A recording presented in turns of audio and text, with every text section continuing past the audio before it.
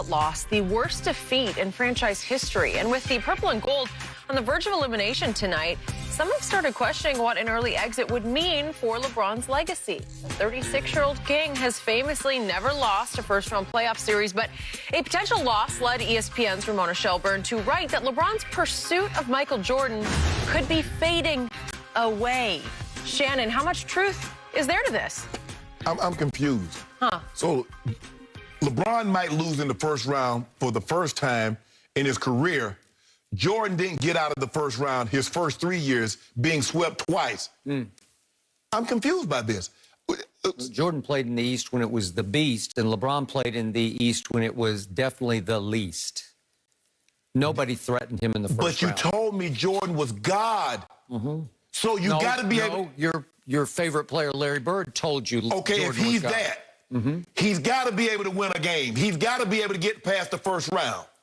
Right. Did LeBron win a game off my Spurs in 07? And hold on, where was they at when he didn't win a game? NBA Finals or the first round? He was in the finals. Oh, okay. I'm just checking. Cakewalk to... Now he cakewalk. Now you do realize who he beat, but that's neither here nor there, Skip. Look, when he first got here, when he signed with the Lakers, all of a sudden he wanted to be Kevin Hart. He wanted to be Michael B. Jordan. He wins the title. He's very motivated. Now he might lose in the first round. Oh, LeBron doesn't not motivated anymore. I'm confused by the narrative that keeps changing every time LeBron does something. He scores 30. Oh, there's a heightened sense of he knows what's at stake. He loses, he doesn't care anymore. Can we just pick a side and stay there? We can't, Skip. Every time a guy loses, you can't change your thought process of what he is or what he isn't. Who says he doesn't care anymore? I haven't said that. I'm just saying, how's it fading?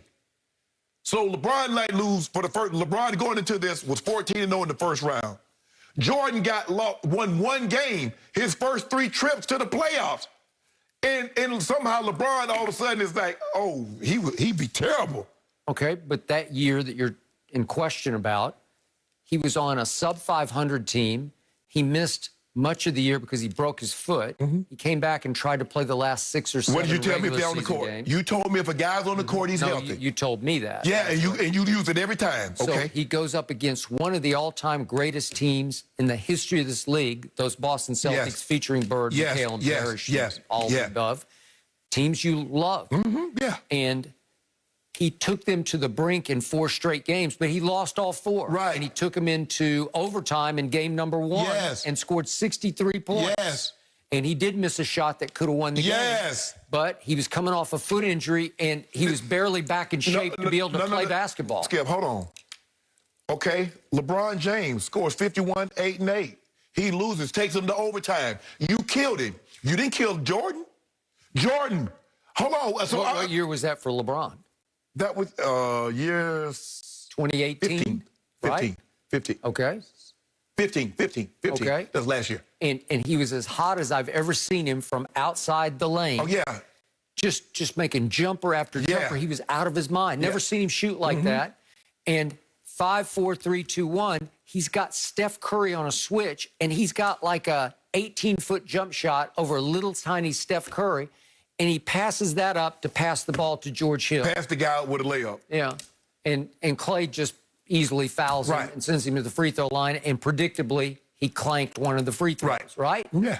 And then, probably predictably also, J.R. Smith lost his mind and forgot what the clock was. But you blame LeBron. Think about all that sequence. Just take the shot. Okay, Jordan had a last-second shot to win the game on that 63. He missed it. Okay, but he took it. He missed it. He took it. Take it, LeBron. Take the shot. If you're that guy, take that shot. No, because this is what you do. He takes the shot and misses it. Jordan wouldn't have missed that shot. Kobe wouldn't have missed that shot. But seriously, what would you rather have at that point? He'd already scored, what, 49 points? 49 points. Would you rather have LeBron James, your GOAT, your best player on the planet, take an 18-foot jump shot over little Steph, or would you rather have George Hill shooting free throws? I'd rather have I'd rather have George Hill hit the layup. Because that's what he passed. He was about to make a layup, and Clay fouled him. Okay, go to the free throw line. He's a great defender and a smart defender. It was an easy foul. Just wrap him up, tackle him. LeBron throws the ball. George Hill's about to have a layup. Clay fouls him. Okay, George Hill's an 80% free throw shooter.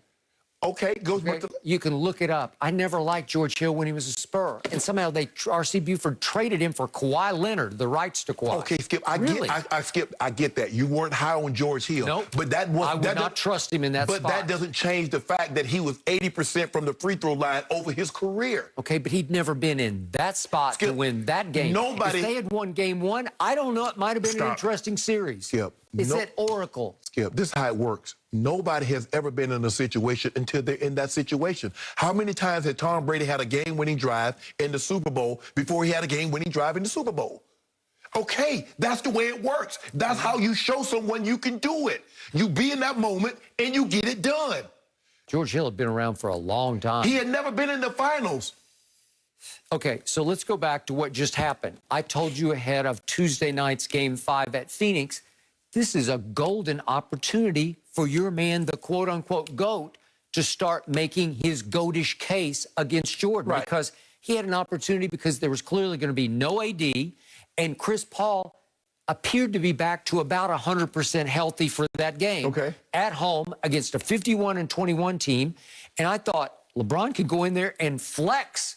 He can put up some monster triple-double numbers and launch another title run off that game, a season-saving game. And I would have to sit back and say, wow, that's pretty good. He just won back-to-back championships off that game that he played. That was the season saver. That was the detonation game for this team. And what happened? Nothing happened. He had a little flurry to start, and then he went into a shell. It looked like he disengaged. He unplugged. I couldn't even recognize him the rest of the game. Okay. So LeBron James is not the player that can take regular NBA guys, not superstars, and go to the next level. Tom Brady could no longer do that. He could no longer do more with less. He needed more to help him. But he's already the GOAT. Skip. He's not trying to chase somebody. If he was the GOAT, he should have stayed in New England and took them to the Super Bowl. He can no longer do that. That's why he left.